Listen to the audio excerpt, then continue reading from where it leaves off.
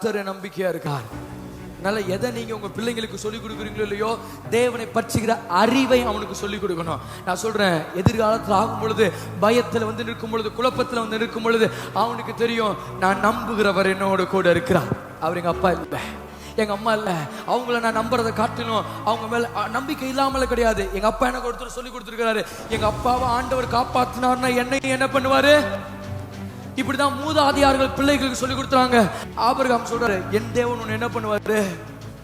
ஆபிரகாமுக்கு அப்புறம் ஈசாக்கு சொல்றாரு, எங்க அப்பாவை காப்பாத்தினாரு, எனக்கு தெரியும், அதனால எங்க அப்பாவுடைய தேவனா இருந்தாரு, இன்னைக்கு அவர் என்னுடைய தேவனா இருக்கிற தன்னுடைய 2 மகன்களுக்கு சொல்லி கொடுக்கிறார் ஈசாக்.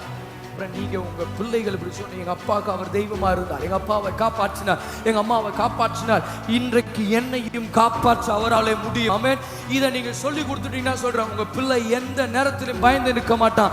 அவன் ஒரு சாதனையாளராக, வெற்றியாளராக, எல்லாவற்றையும் படைக்கிறவனாக அவனால் மாற முடியும். காரணம், அவனுடைய நம்பிக்கை பணத்திலே இல்லை, அவனுடைய நம்பிக்கை தன்னுடைய ஆற்றலில் இல்லை, அவனுடைய நம்பிக்கை கர்த்தர் பேரில் இருக்கிறது.